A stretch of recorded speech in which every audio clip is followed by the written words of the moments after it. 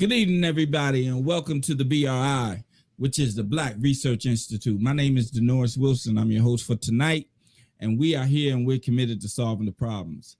Tonight, man, I got a very special guest, brother I've been known for about 30 years. About 30 years. We started out on a small college campus in North Carolina, Elizabeth City State University. Go Vikings! And we've been rocking. We've been rocking ever since then, man. I mean, we took a little brief intermission because we lost contact with one another. But once we got back in contact with one another, it's been on ever since then. So we're gonna roll this intro, and we're gonna get back, and I'm gonna introduce tonight's guest. All right, peace.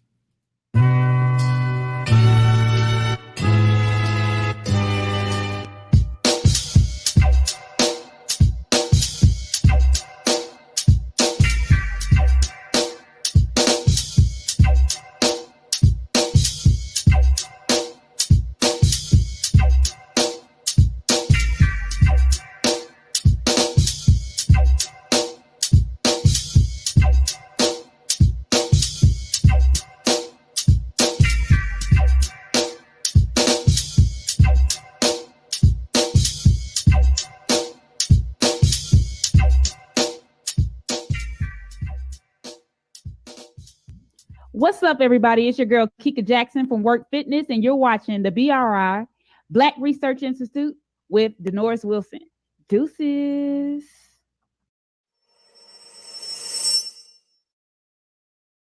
All right, and we back. Like I said, I've been knowing this brother for about 30 years. I've seen him go from one business to the next business with the same enthusiasm and the same intensity, all across the board. So without further ado, I'd like to introduce my good friend, my fellow Viking, my cigar, whatever, but my man, Donnie Chulo Adams. Woo! What's up, D? What's up, dog? What's going on with you, bro? I'm doing good, man. How you doing, man? I'm fantastic, man. Glad to be on the BRI. Ready to do my thing. I've been checking your show out, man. I'm so proud of you and all the things that you do, your accomplishments, your awards. I'm just proud of you, big dog. Keep it up. I know you will. Thank you, bro. Thank you, bro. Yo, before we get into the many facets of Donnie Chulo, you know what I mean? Let's get some preliminaries out of the way, man. Okay. Are you staying safe? Are you staying safe? Yes. First of all, I'm married to the COVID police. My wife is not playing around, Jack. I mean, not playing around. She not playing around. I just put it to you like that, Shout out Skinny. Shout out Skinny. Yes, she was not. Listen, like April and May, I come in the house, take your clothes off, just put everything, leave it in the garage, go take a shower. She wasn't leaving that. She didn't leave the house for at least 4 months, man. Like, wow. Seriously, and she was on me. But yeah, I'm staying safe, brother. I'm masked up. Sometimes I wear a visor. Stay washing my hands. Stay using the hand sanitizer. And even where I go in my office, I think we got 2 suites, probably about 16 offices. Inside those suites, I still make everybody wear their masks inside their own offices and such, because it's crazy out here right now, bro. Yeah, it is, man. But listen, man, check this out, man. Like, a lot of people that's viewing it, this live broadcast don't know you like I know you. Like, I know you. You know what I mean? Like, right. So just for context, man, tell everybody a little bit about Darrin Adams, and then tell them about Donnie Chulo. Well, okay. Well, I'm Darrin Adams. I am I'm 52, from VA, from Virginia. Hoo-dee-hoo! Represent that 2 up, 2 down, and that's not Atlanta. We invented that. All right. That's us. We invented that. Just so y'all know. You hear that, Atlanta? Okay. and that hooty hoo, that's us too. We took that down to Freaknik back in '94, And then, Master P was down there and he heard us doing it, and well, the rest is history. But anyway, check it out. So I am a serial entrepreneur. I always knew I was gonna, be in business some kind of way. I remember me always knowing we were in the third grade, pardon me, and the teacher asked us to draw what we were going to be when we grew up. And, people drawing firemen and football players and, policemen or whatever. And I thought of a D. I thought about that thing. I sat back and I was like, what am I going to be? And they was like, it has to be something you enjoy doing, something, da, da, da, da. And I'm like, if I'm lying, I'm flying, and I haven't grown wings yet. I saw myself inside of a candy store looking out the window, and I'm doing it right here because that's what the window was in my dream, looking out the window, and the window said, and it was backwards, candy store. And the awning was down with the stripes on it. It was candy everywhere. Man, I drew that thing, and from that point on, I knew I was going to be a businessman. So at 7, my brother, Frank, who's 4 years older than me, began a paper route. So I would help him out with the paper route and, started making a little bit of money with the paper route or whatever. Then I would go back and forth to DC. My father's side of the family was, including my father at the time, was in DC till he passed away. But I would go to DC and we would go to the back to school boogie with Chuck Brown and all the go-go bands or whatever. Yeah. And so at this time, I'm like 14, 15, and I see Mr. G, the cameraman, and Mr. G, the cameraman, is taking them pictures, and I always love the pictures because that was right. Mr. G pulled out right here, everybody looking away, Mr. G pulled out a knot this big, and put it back in there, went in the other pocket and pulled out another knot, and that wasn't the right knot either. He patted, he pulled out another knot, and I'm like, okay, that's what I'm gonna do. I'm gonna be the cameraman. That I can do. I was a D student. I was, all I knew is I'm gonna run a business and I'm gonna get some money. So I know that's right. I mean, I ended up being a cameraman and just doing my thing. As a matter of fact, that was one of my first real businesses. I started shooting pictures in the club, and we grew up in the crack era during the 80s and 90s, and I bought a 35 millimeter with interchangeable lenses for like $30. So I started taking pictures, using that at the club, getting my sight right. I learned how to shoot in the club and with the lighting and all that good stuff. And people started asking me, do I shoot weddings? So guess what? Studio 101 photography was born. Right. And from studio. But hold your horses, man, because you're getting ahead, man. Because I'm trying to set this up the right way, D. I'm trying to set it up the right way. I'm a serial entrepreneur, everyone. I have quite a few businesses because I don't chase the money. I chase the hustle. I just enjoy hustling. And I don't care if I make $300 a day or $300,000 a day, as long as I'm hustling, as long as I'm getting it and I'm progressing and I'm winning, I'm fine. Okay. All right. So, as I said before, I've known you since 1986. In the mix. That's when you and I met. 1986. Where did we meet at, brother? Elizabeth City State University in Elizabeth City, North Carolina. The home of the what? Mighty Vikings. When you look to the northeast of North Carolina and you see a shining star, that star is Elizabeth City State University. That's right. So we met on that campus. Yeah. Now, we had this conversation when we were back in the green room before we came on air. Mm-hmm. But we met on that campus, and when that class landed on that campus, it was like a sonic boom that came to Elizabeth City State University, man. They knew things. 1986. They knew things would not be the same from here on in, brother. And what's amazing about it, it was just so many different people from so many different places.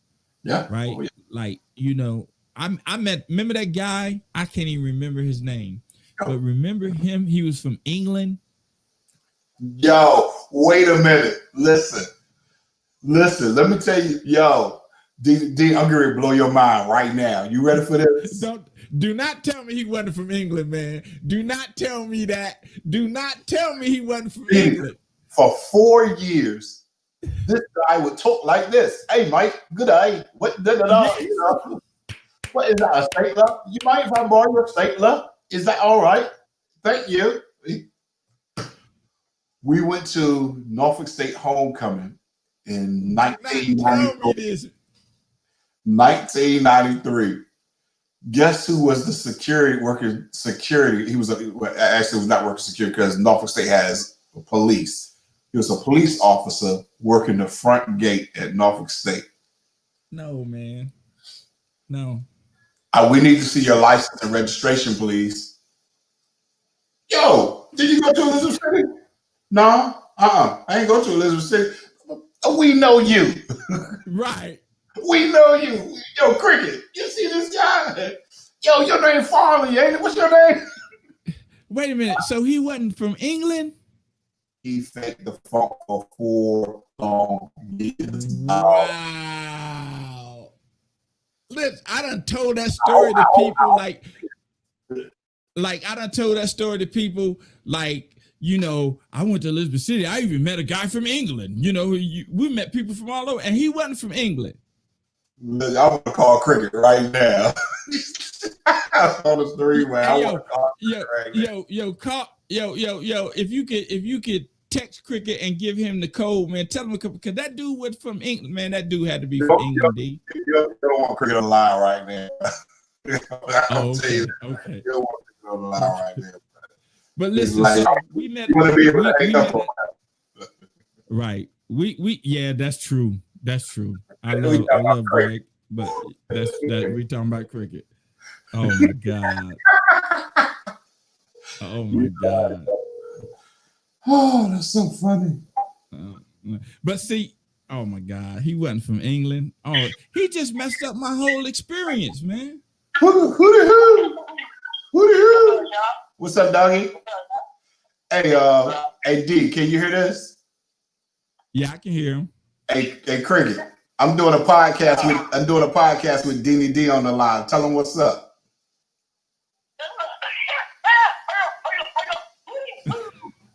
What's up, man? How you doing, bro? What's up, Cricket? How you doing, brother? Everything good, man. How you doing, bro? Yeah. That's what's up. Hey, tell him a story, D. Hey, Cricket. Remember the guy in Elizabeth City who was from England? Yeah, Chad. What was his name? Chad. And then we see him at Norfolk State as a security guard.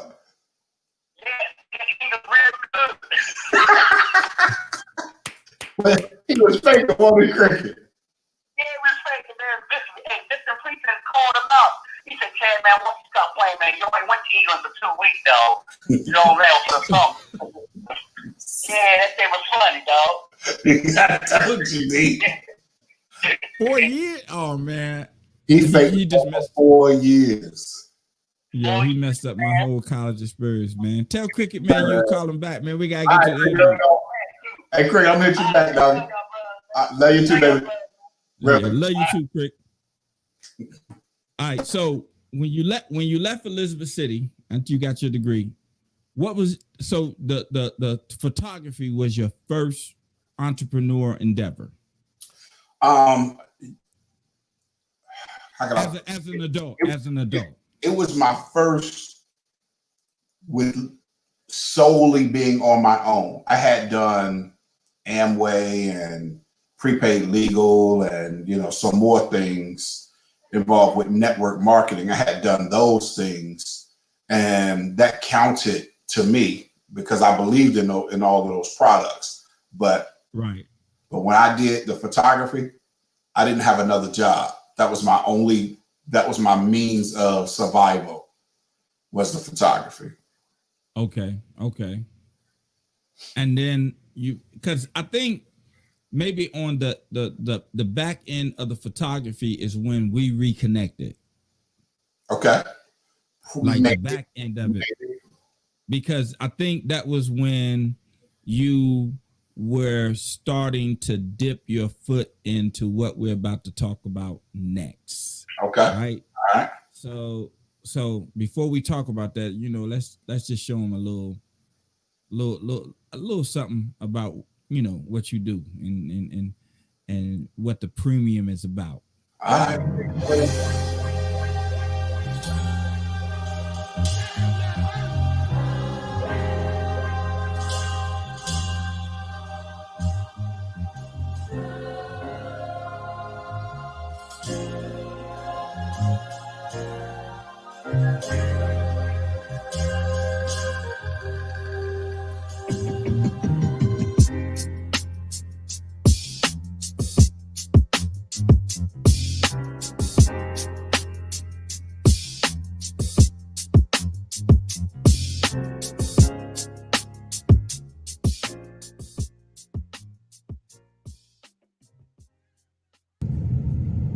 What's up, everybody? What it do, man? It's your man, Amani from the Major League Band, and you're now watching the wonderful, wonderful series of BRI, Black Research Institute, with my good man, Donnie Wilson.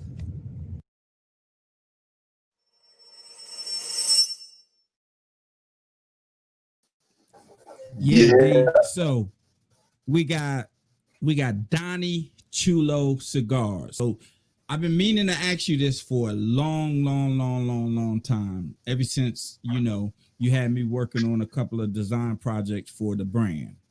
Right. First of all, how did you come up with the name for the brand? Okay. Well, all right. So,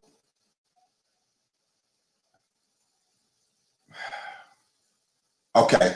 It was given to me. Let me start there by Puerto Rican chick, by this Puerto Rican chick. Make a long story short. Okay. But my major in college was criminal justice. I didn't want to be a cop or anything like that, but I wanted to be more like Miami Vice. That's the kind of cop that I wanted to be, the cool cop and whatever. And then the movie Donnie Brasco came out, and Donnie Brasco was hard. And I remember she used to call me Chulo.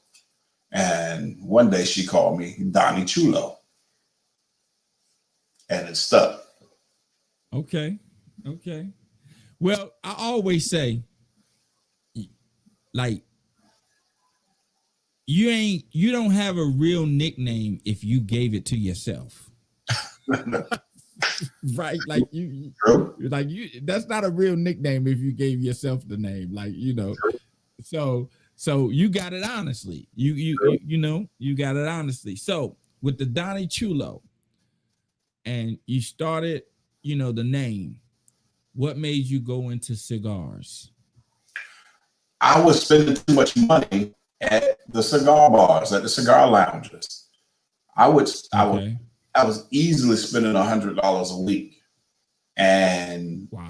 And so me and my then business partner of another business I had was like, well, listen, let's start a cigar line, And he said, yeah, but he wasn't the type of, I didn't know this at the time, but he wasn't the type of person that really wanted to do anything I suggested. He just wanted to do whatever he suggested.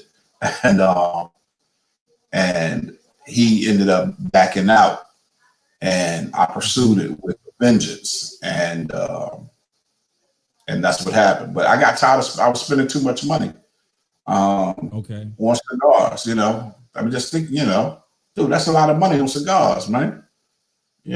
Right. I didn't when you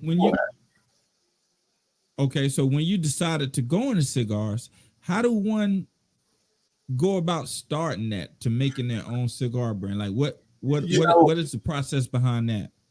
for me, it was really just an idea that me and dude had, right? And he would never go out of the country. He would take all his trips to, whenever we would take vacations or whatever for our business, he would, go to, I don't know, New Orleans or, wherever he was going. Yeah, you know what I'm saying? And I was going to the Caribbean. And once I was in the Dominican Republic and I was doing a tour of a cigar factory. It wasn't anything new, but the big deal was I had been looking for the cigar that Jay-Z had on the Blueprint album. It was a barber pole cigar, and then a couple of videos later, I saw it again, so I thought it was the Zeno Platinum. But when I found the Zeno Platinum, it wasn't what I was looking for. But I just happened to find the cigar because it was a Lancero, meaning it was a long cigar. It wasn't like a regular, it was a long cigar. And I saw it in this factory.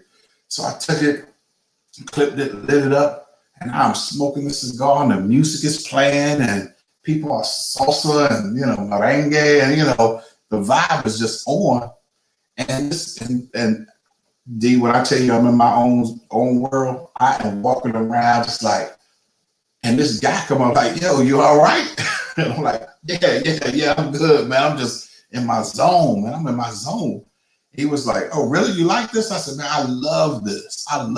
And then, so where you from? Blah, blah, blah. We kicking it. And just out of nowhere, D, I don't mean to say it, but I just bust out with, I could sell this fucking cigar. I just said it just like that. I could sell this fucking cigar. And he was like, really? Could you really sell it? I said, yeah. Man, it's this, is that. I described it and talk about notes and all kinds of stuff. He stuck his head out. I say, listen, I'm Al. I'm the owner of the place. Come on, let's go in the back. We went in the back. 3 shots of Cuban rum later, I walked out of there with a deal for 1 cigar.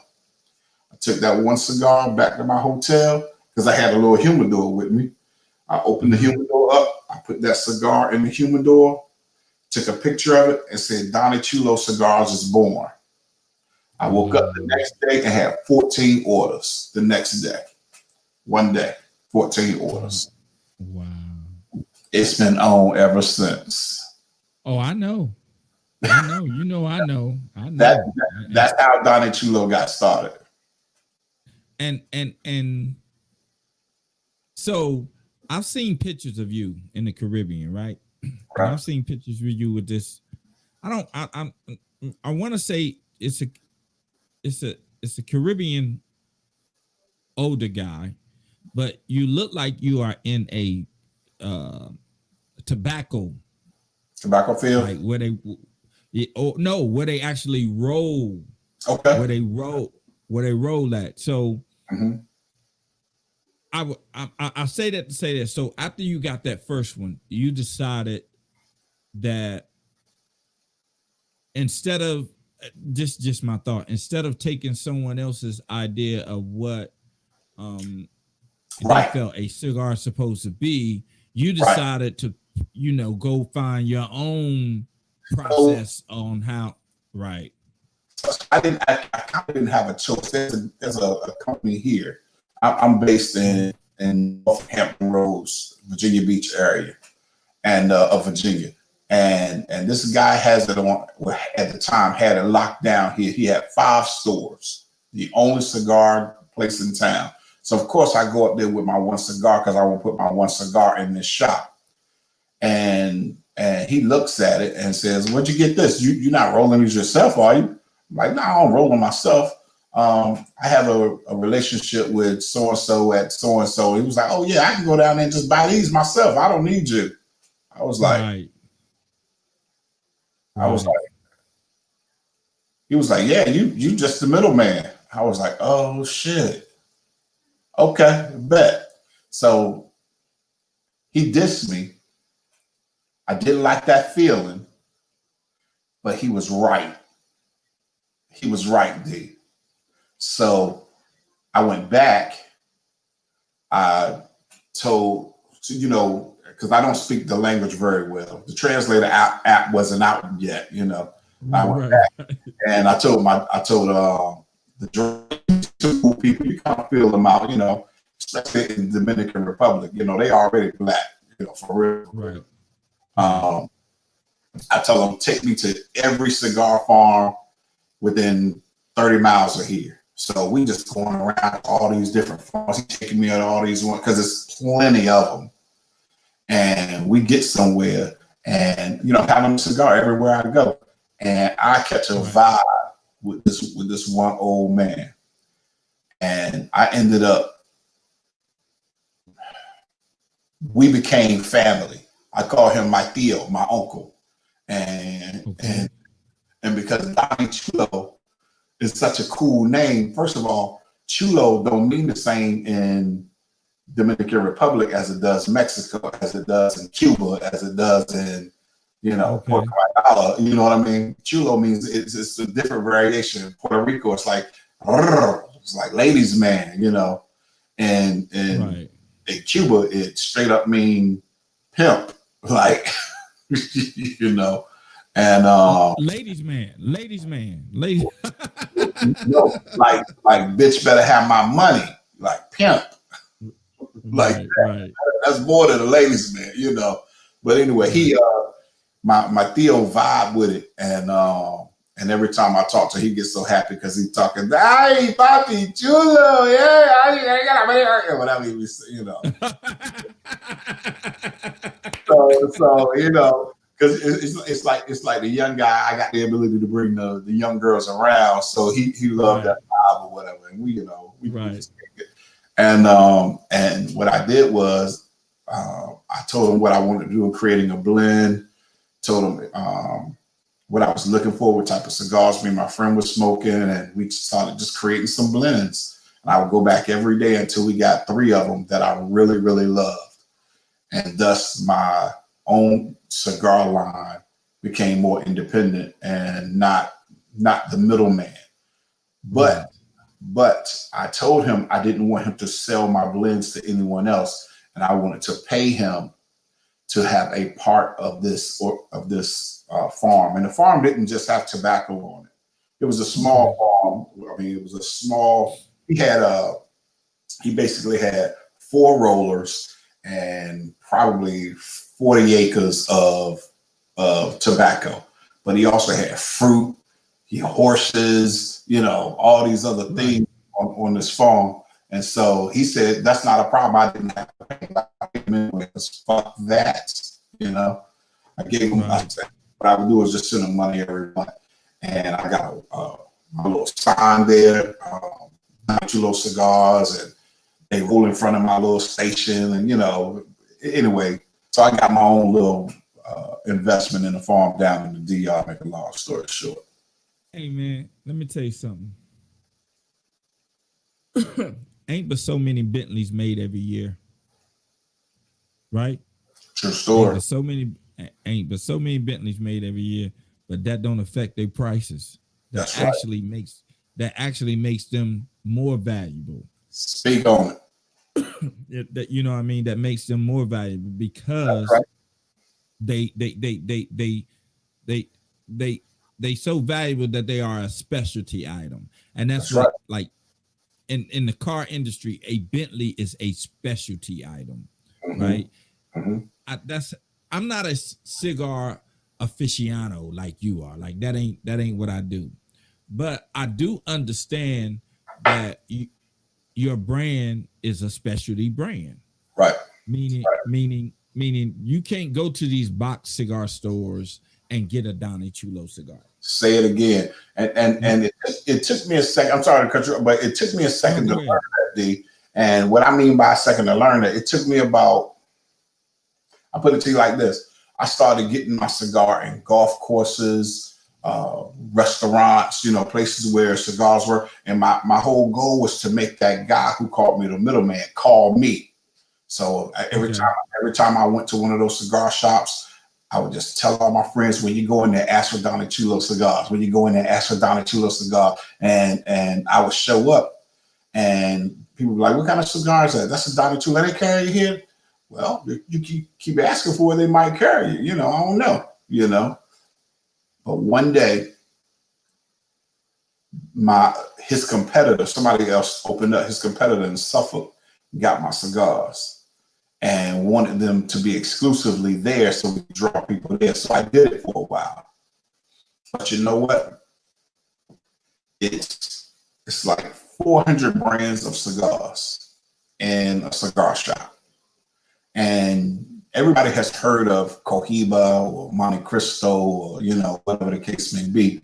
And you can probably find a good Monte Cristo for $8, $9, $10 to $12, And the price of my cigars was $15. Well, the reason I had to have my cigars so high was because I still didn't have the import-export license.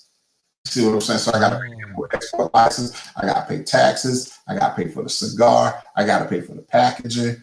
If my cigar is not priced high, then I need to make at least $3 to $4 per cigar. Well, if I sell my cigar for $13, $14, $15, what is the cigar shop going to sell it for so they can make money? Right. When they can walk in and buy a Cohiba for less than that, a well-known cigar. So I figured something out. I took my stuff out of everywhere and I started doing a homecoming tour. I went to all the HBCUs from. I remember you came down here to Johnson C. Smith, and we met at the little cigar bar down there, right across the street from the Bojangles. That's Cigars, etc. Right. That's when you met my girlfriend at the time, my wife now. That's when you met her. That's when I met Skinny. That's when I met Skinny, and like when I went there and you was having a tasting, I was like, man, that's just D. Right. You know what I mean? That's just D. Because remember, I'm coming off of knowing you doing photography, like you doing photography. Now you pop up. Now all of a sudden you got your own cigar brand, right? Like, that's just D. It's gonna be something else a couple of months from now. You know what I mean? Like that's just D. You know, I was ahead of the curve like that, though. Right. But then it was like, okay. Now Donnie Chulo is a brand. Like it's a brand now, right? It's a brand. So brand. Right, a brand. So now underneath this brand, you start bringing in other things. Like I remember you had exactly. No. You just talking about the cigars. We got to talk about the coffee. Where the coffee at? We got to talk about the coffee. We got to talk about the coffee. Oh man, who did that design? That design looked pretty good. Who did that? Oh, DC Graphics took care of this for You like that? And then I don't know. Yeah, I love that. And then I don't know if it actually went to production, but then you had some cologne. That's right. Right? You had some cologne, right? Mm-hmm. And I told look at that. Now listen, y'all, from a person who doesn't smoke cigars like that, those are excellent cigars. Excellent. Those cigars actually helped me seal a deal. They actually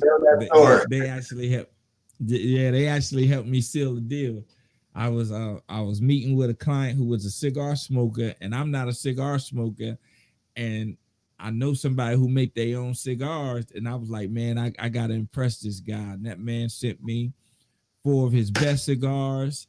Yeah, I'm not even gonna talk about what else he sent me, but he sent me 4 of his best cigars, and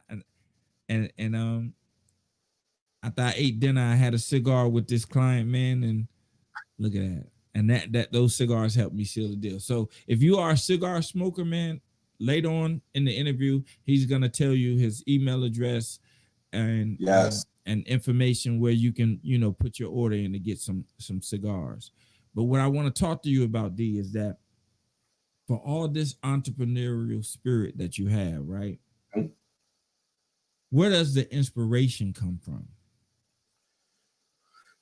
You know, first of all, I get inspiration from a lot of places, but I don't. This is gonna sound a bit arrogant, but I don't mean it that way. It just is what it is. I heard Jay-Z say something about it.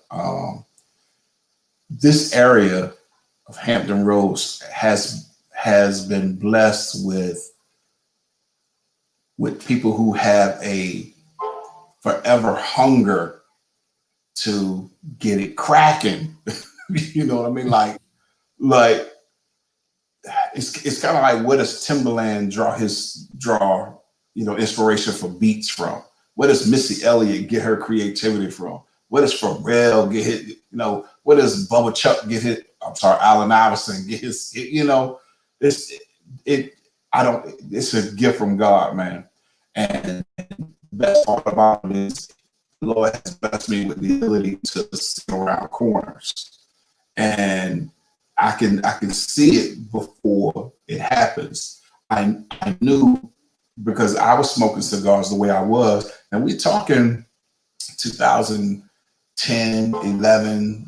This isn't. I'm not part of the cigar fad that recently kicked off. I've been smoking cigars regularly because I have been smoking cigars since the 90s. But I was spending over $100 a week back in early on, like I said, 2008, 2007, so on. But I knew that I could take cigars to the point where it would be to the tipping point. You know what I mean? Like just before it all tip over and everybody's like, oh, cigars are everywhere. Everybody's smoking cigars now. I helped do that. And I'm very proud of that. I wanted to become what Puffy was to Ciroc, to what cigars is, or what I wanted to be. That's what I wanted to be to the cigar industry, make a long story short. Yo, it's crazy, man, that you say that, because it's like Michael Jordan, when we was growing up, you would see him on a golf course and he would have a cigar. Right. But none of us never said, yo, I want to smoke a cigar. Right? Like back then, like none of us ever said, like, I want to smoke a cigar. We didn't even say we wanted to play golf. Exactly. Right. So now, fast forward 20 years later, you have a lot of us don't resonate with a Tiger Woods, right? Right. But we're proud that of Tiger, you know what I mean? Yeah. But we don't resonate with him. A lot of us don't, rather. And the golfing thing, to me, go hand in hand with the cigar thing. Yeah. Right? Yeah. Like it go and what I mean by that is, like, it shows sophistication. Right. And in order for you to show sophistication, a requirement of sophistication is maturity.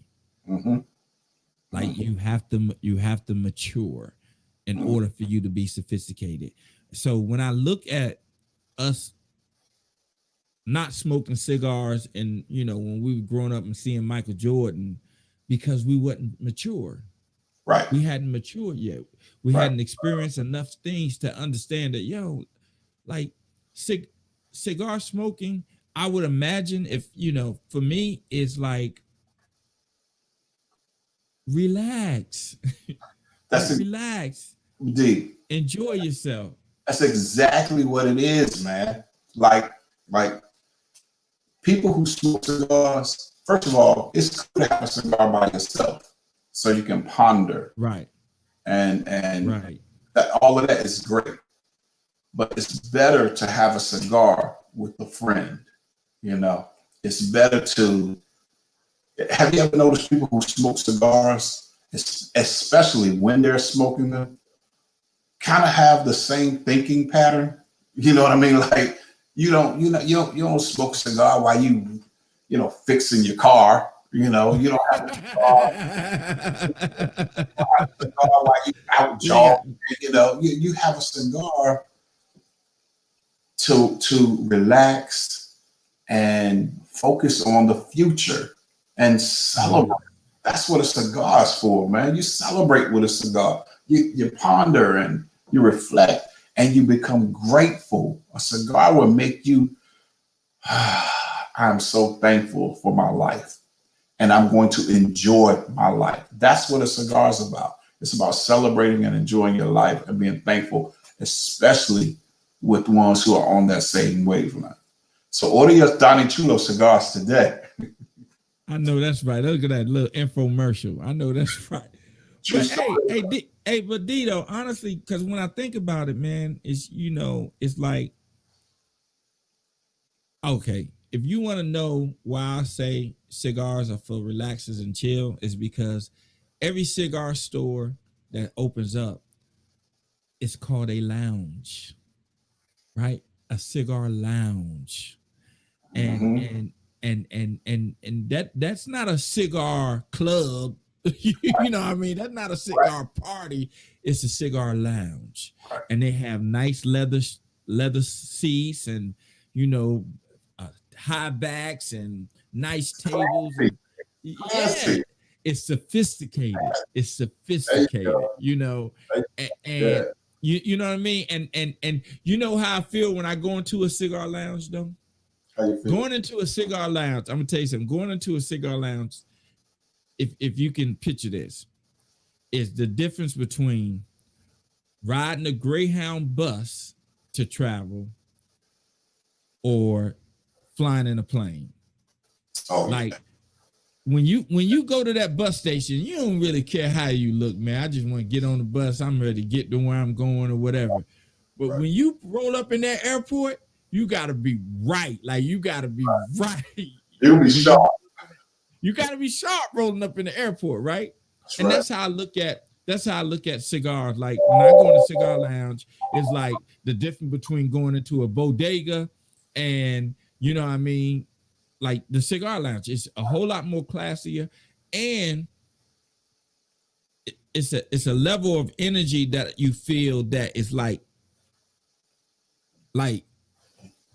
I'm the man. You know what I mean? Like you like I'm that type of energy, yo. So it's empowering. It's so empowering. I remember I was having a meeting at this. You just took me back. I was having a meeting when I had the photography studio. I was having at this restaurant, and I'm having a cigar, and I'm having it with some people a little younger than me, not much, maybe 10 years younger. And the young boy says, "That cigar make you feel like you what do you say? It's something like that cigar make you feel like you accomplished everything, don't it?" I said, "Because I did accomplish everything." And that's what I said. That's why cigars are celebratory. I don't always drink, but when I do, that's how you sound right there. You sound like that Dos Equis guy. What's so fun? Hey, D, here's my hand. Listen, our word is bond. I said Donnie Chulo is the most interesting man in the world. That's how Donnie Chulo was supposed to be. Donnie Chulo, people call me Donnie Chulo, but Donnie Chulo is representation of it's like whoa. Remember, or Johnny Blaze. Donnie Chulo simply means fly. So if you see something fly, you just be like, oh man, that's Donnie Chulo. It just happened to, stick with me. But the shit that you're doing, that's Donnie Chulo.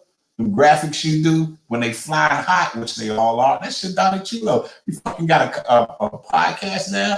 Think that shit is Donnie Chulo. I love that shit. You know what I'm saying? I love that shit. Yeah, you can call me Darrin, D, it don't matter, but you can call me Donnie Chulo too, because that shit is fly. Well, you know me. If I call you, the first thing I'm gonna hear is Deanie D in the place to be. That's Every time I call you, I got a rhyme. Every time you, Yeah, you do. Every time, man. Every Every time. DVD in the place to be. I see you call me Donnie C. What's the deal? How much you want to bill? You need the money? It ain't funny. I can't rhyme with it, but I love to do it. It's so funny. Hey man, it's amazing to me that and we talked about this too. Like there are a lot of people that we went to school with that are doing very well. Yeah, thank you, Jesus. Yeah, they are doing very well. And a lot of people that may view this podcast may not understand that we come from I didn't graduate, but you graduate from a college that at the time that you went to that college, there was only 1,500 people on the campus. Mm-hmm.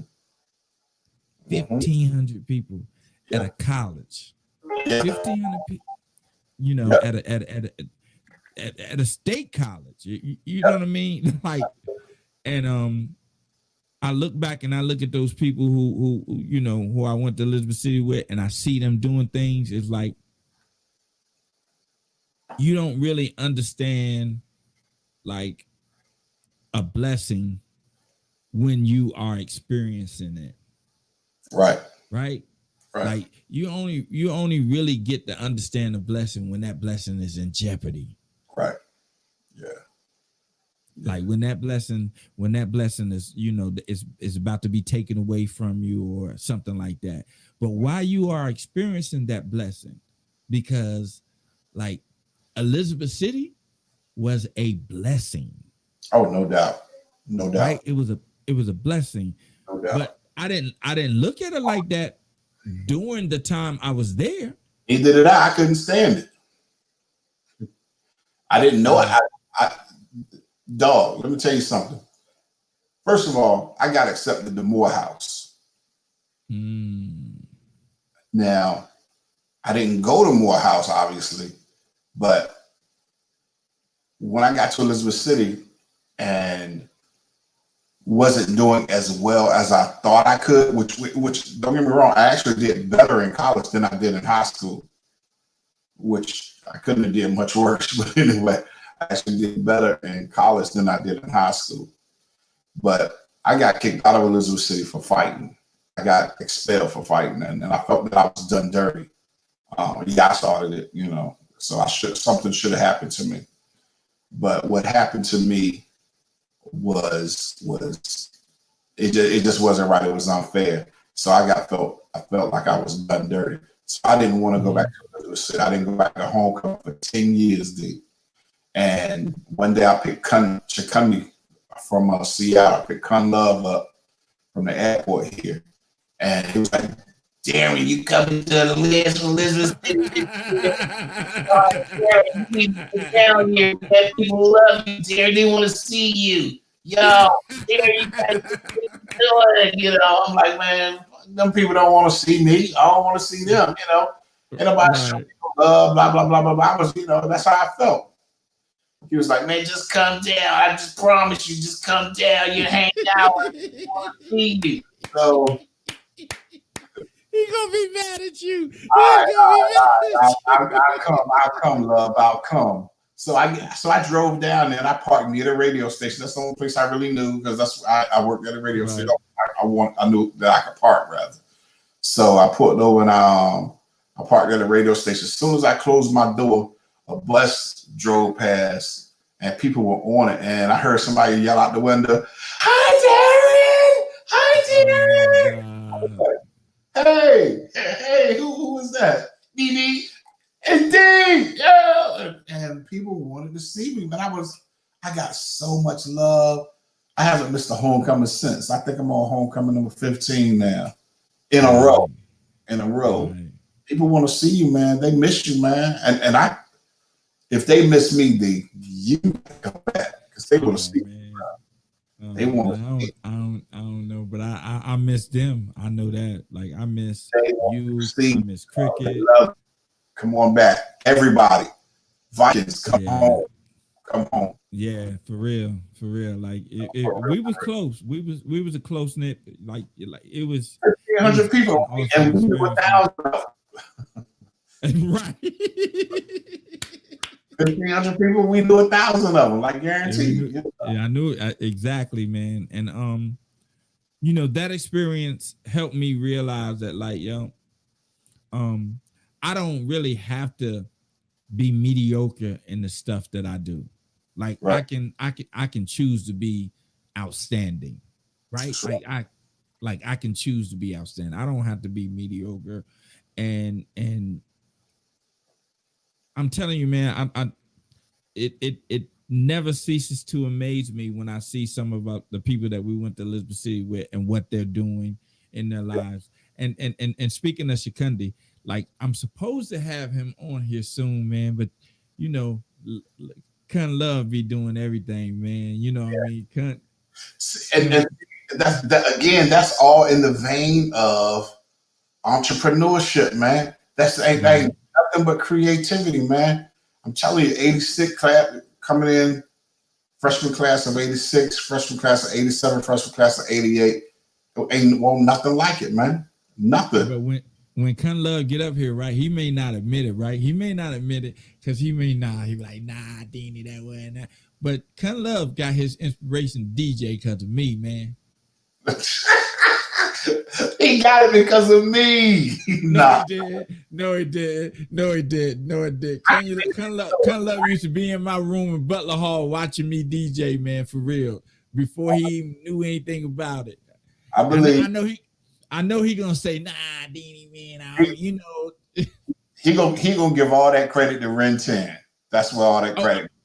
As he should, though. As he should, because Ren was a real DJ. Like, you know what I mean? That's what Ren did. I just had turntables. You know what I mean? Again, an entrepreneur. Yeah. Was creative. Ren was the barber. He was the DJ. He provided transportation up and down 95. Yes, he did. He would ride from Elizabeth City to Philly. He would drop you off and pick you up for a fee. Yeah. You know what I'm saying? He sold pretzels. He sold hot dogs. Hey, Rennie was the first interstate Uber. There you go. That's right. Rennie would pick you up and take you home. And what was that box car he had? What was that car? Car? He had a purple van, and he called, and the van. I remember the van. I can't recall. But he had a van, and he named the van. Matter of fact, he named all those people who he used to ride up and down 95. They became the Ren 10 posse. You remember that? Rennie and the Ren 10 Wait a minute. Before Rennie was known for DJing, what was he doing on campus? Cutting hair. No, he was taking pictures. Rennie was taking pictures? Yes, Rennie was taking pictures. So I remember him taking pictures when he was selling them. No, he was just, I don't know if he, if you want to see some old pictures, but I guarantee you Ren got it. He was documenting. Okay, yeah. That's right. He was like, everywhere he went, he had a camera. Like everywhere he went, man. That's and then, I just remember Ren because Ren from Philly, man. But Ren used to dress with the plaid pants, man. Ren was an old player. Yeah. Philadelphia old. Now that's the difference between old and Virginia old and Philadelphia old. There's a difference. Ren was 8 years older than us here. Was he? He was only right. Like 3 or 4 years older than us. But in Rennie years, because he had been in the army for 4 years or something like that before he came to the Liz. So, you know, you gotta include that. So he was already way more mature than us. Yeah, he was just always Ren. You know what I mean? Like he's Right. And then, but yeah, he cut hair, but the barber on campus, who was a real, like, not ain't gonna say real barber, who was the Chopper. most popular barber on campus? Chopper. Chopper was all day. D-ball.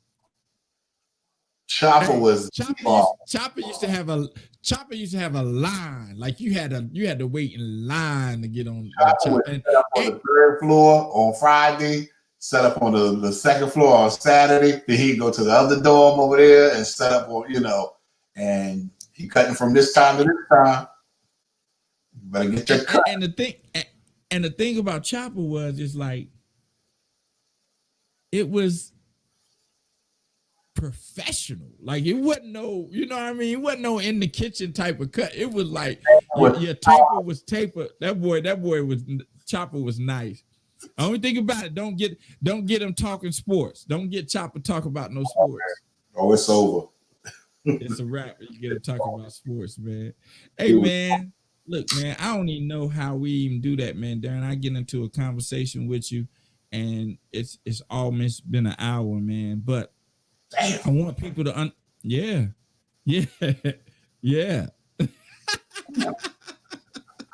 But I want people to understand that, like, you get a vision in your head about something, and you don't wait for things to perfectly line up for you to move on that vision. You perfectly line them up while you go. Right.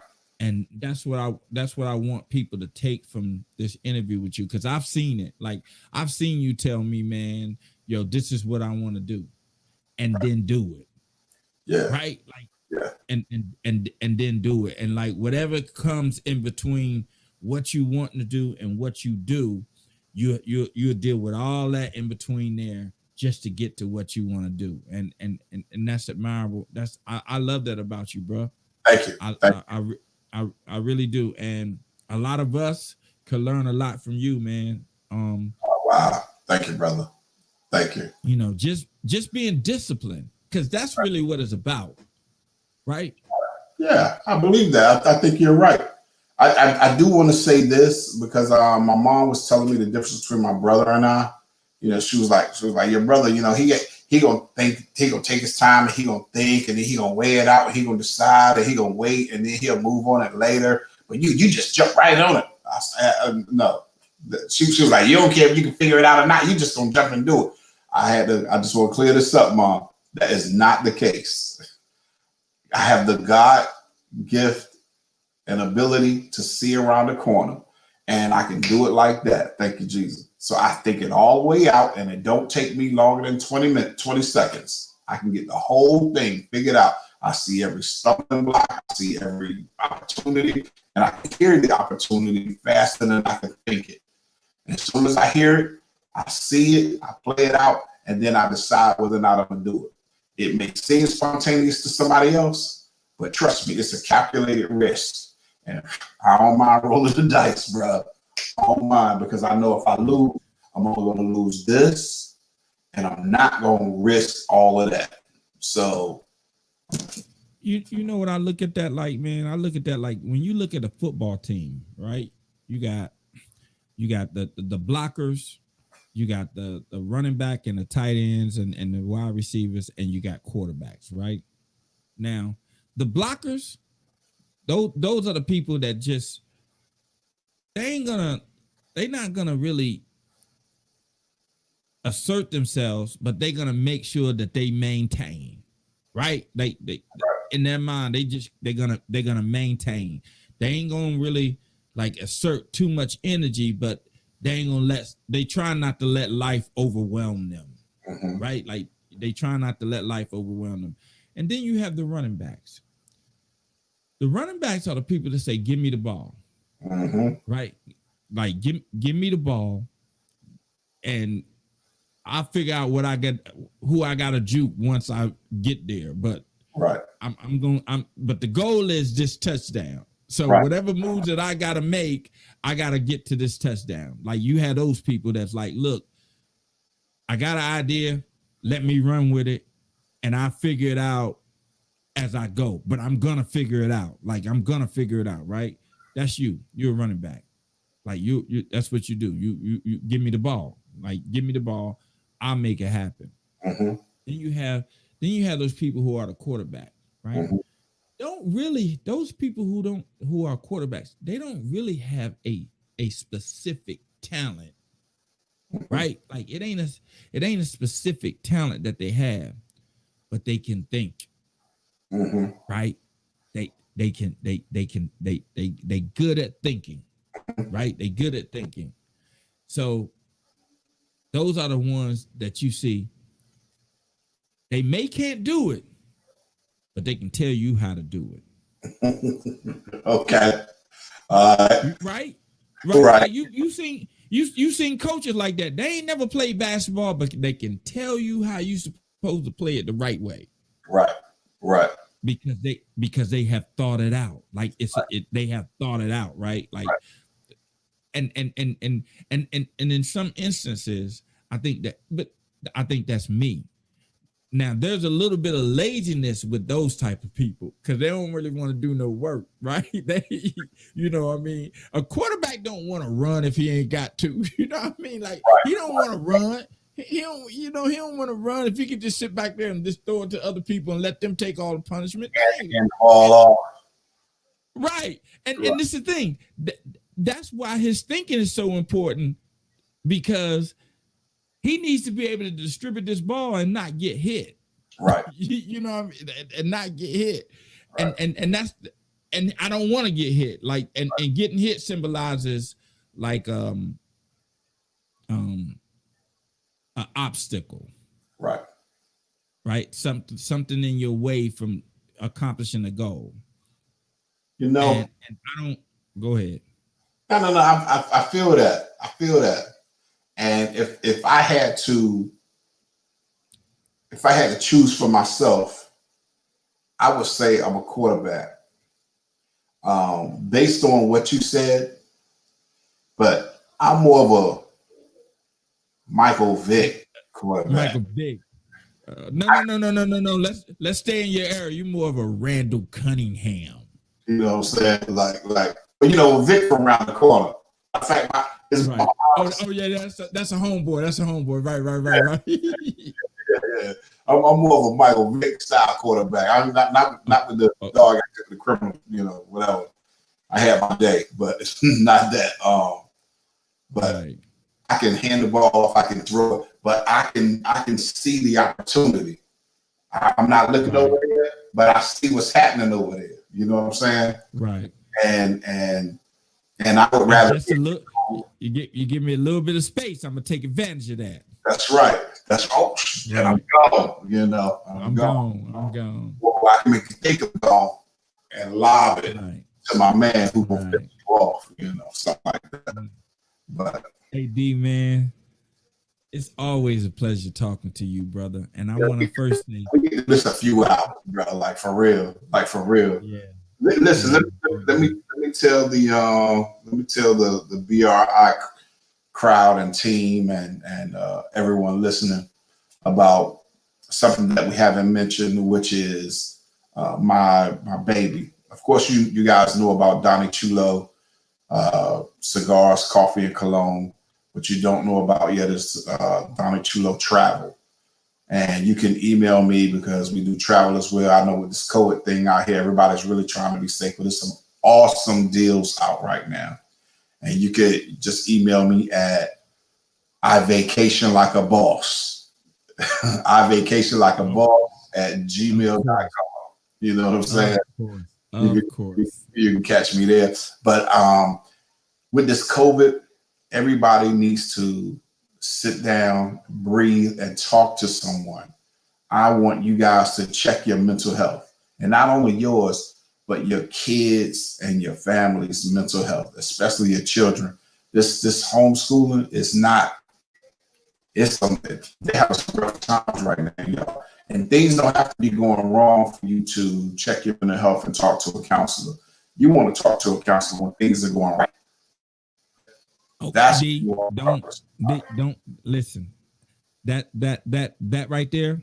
Yeah. Because that didn't elude me where you're going. That didn't elude me. Oh, I know. That is for the next interview. Okay. That is for the next one, right? Because that didn't elude me. Trust me, brother. And I know I'm trying not to mention it because you know what I mean. Like it's a different type of interview.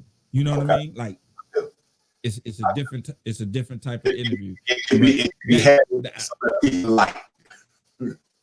Right, exactly. So I wanted to let you know, like, yo, I definitely, there's no way that I forgot that aspect of you, brother. Okay. No way, shape, or form I forgot that aspect of you. No way, shape, or form.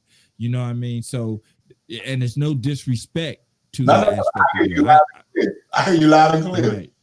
Right. So, because you know, a new show, I need content, man. So you got to save some for later. You know what I mean? All right. This is my new favorite state. It's called the Four. The Four. Lancero, Brazilian, Connecticut shade, Brazilian wrap, and Ecuadorian filler. You want this one, all right? This stick is only $12. It's on my site, DonnieChulo.com. When you go there, be sure to order some coffee with it. Got it? DonnieChulo.com. It's wonderful branding. You know who did it, right? Yeah, I think I know that guy. I think I know him. I'm not sure, but I think I do. And that coffee. Is that guy? That's you. What you say, D? That's it. Y'all see that beautiful logo up there? He created that too. That's right. Hey man, I'm very proud of this. When a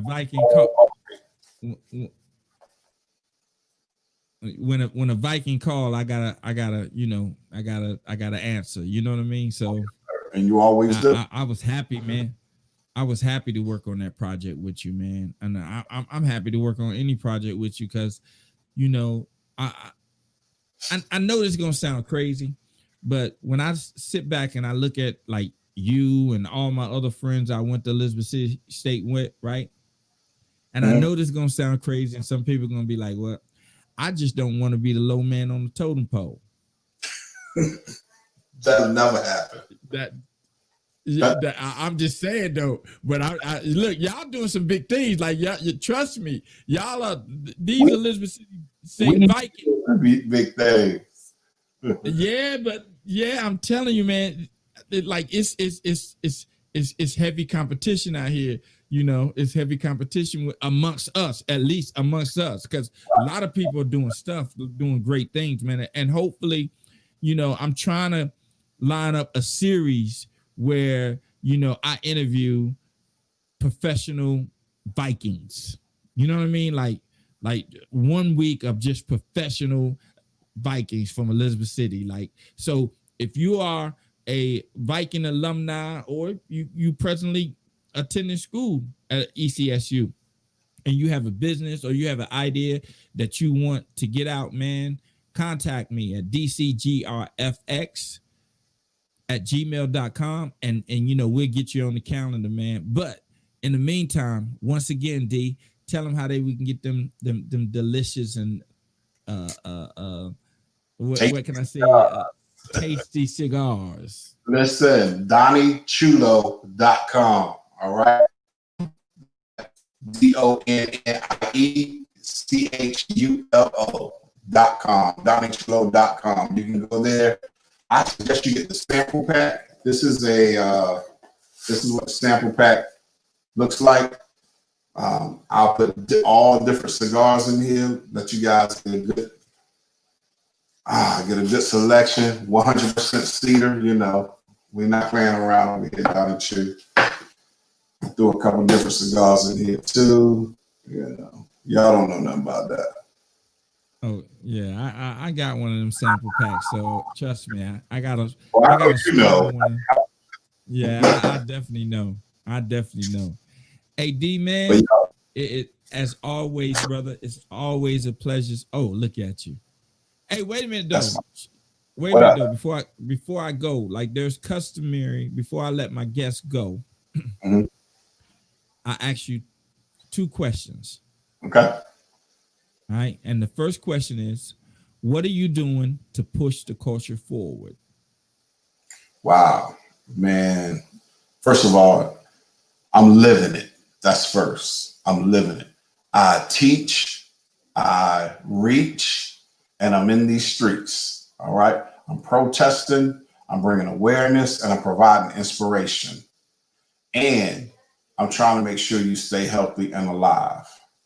That's just a couple of the things. My whole life is dedicated to service. Shout out to Omega Psi Phi Fraternity Incorporated. Rude. Not only that, Okay. I serve Okay, in my but church. You know, every man. My whole life is dedicated to service. I'll just say, you know, okay. All right.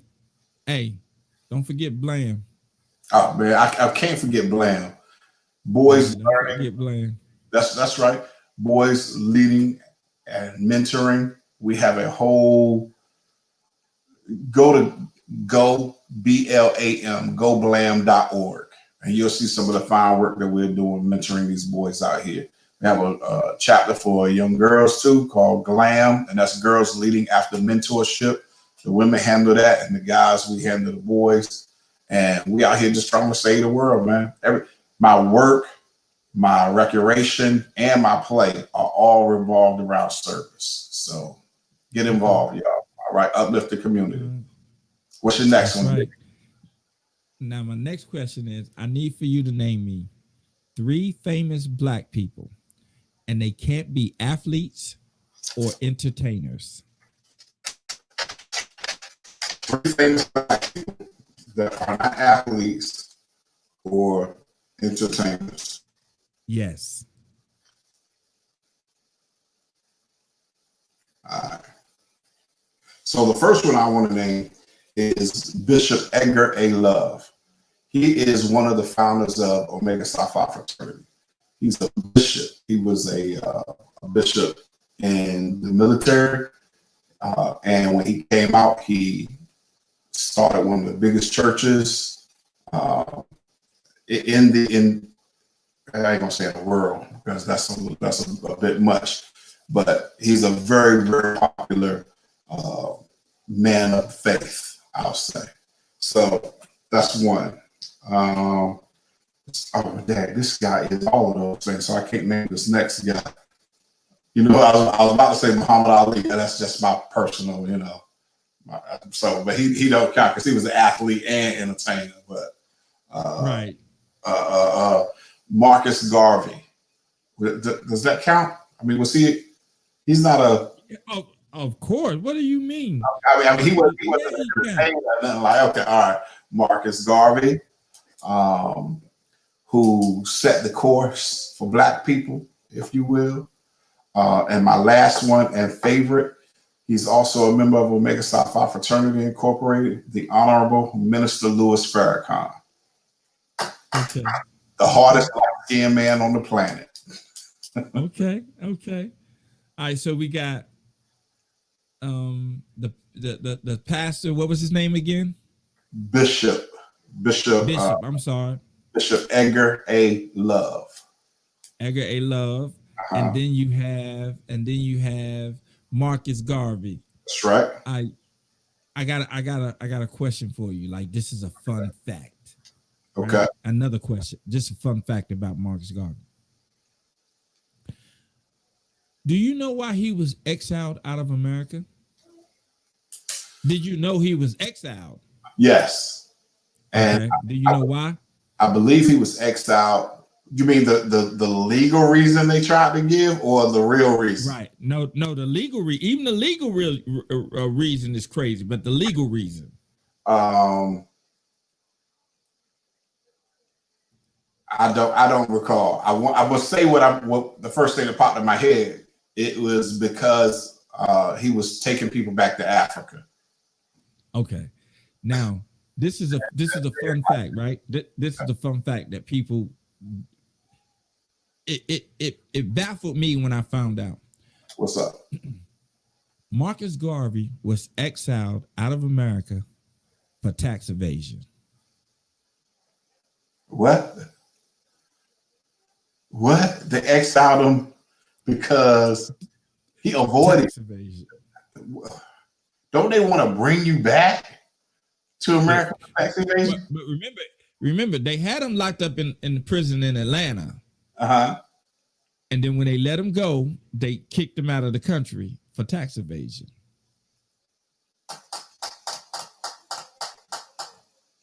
No, I didn't know.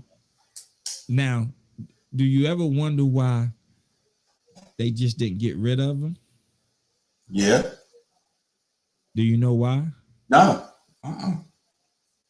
He had 1 million members of the UNIA registered in America. If you touch him, it's a wrap.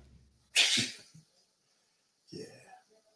He had 1 million members. He's the reason why the Harlem Renaissance took off the way it took off. Like how many average black men do you know shut down Harlem for its own parade? The Red Cross got their whole idea out from the UNIA. Yeah. Right? So he was a good organizer, and then you said Louis Farrakhan. That's right. I like Farrakhan. I think he has the ability and he's given the platform to be unapologetically real. Right. Right. And for me, sometimes it can be offensive. Right. Right. Sometimes for me personally, right. Okay. But I get it. Mm-hmm. Right. You know what I mean? I it's almost like, okay, if a person is slapping somebody constantly, and then all of a sudden the person that's getting slapped just go off. Mm-hmm. Yeah, it wasn't right for you to go off, but I get it. You know what I mean? Like I understand. I truly understand. So I'm repeating those people you name because when you come back on the BRI, you can't use them. Okay. All right, you can't use them. Okay. All right. So, brother, look, man, hour and 17 minutes. That's what I'm saying, man. Like, you know, you oh my God. I gotta give you a timer or something, man, or me a timer. Right. Or me a timer, because this is just how our conversations go. But once again, man, thank you for agreeing to the interview, brother. My pleasure, D. Thank you. You know what I mean? Thank you so much. Man. You know, and hold back after I do my intro, man. Just hold back in the studio. I gotta talk to you about something. Let me do my intro and then we'll make it happen. All right. All right. Black, listen to me. It's been real. I love you all. And talk to you soon. All right. Peace. Everybody, Darrin Adams. Man, these interviews, I hope they are as good for you as they have been for me, man, because just hearing some of the people talk about, you know, their prospective businesses and how they got to where they are just makes me actually, you know, take a cursory glance at what I'm doing and where my life is and how am I directing, you know, my footsteps towards things that I want to accomplish. And just using the people that I interview as examples on maybe not how to do it, but at least have a starting point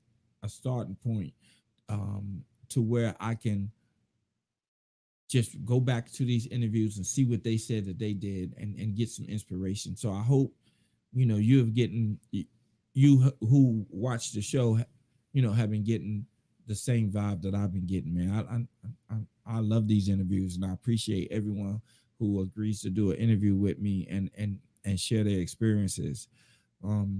don't forget, man, if you're a cigar smoker, or ladies, if your husband is a cigar smoker, man, go on over to www.donnie, DONNIE, Chulo, CHULO.com and get your man, a nice Christmas stick, so he can, fire it up after he get from underneath the mistletoe or something like that, man. But everyone, I hope you enjoyed tonight. And as always, in order for you to receive a blessing, you must first be a blessing. All right? I'll talk to you later. Peace.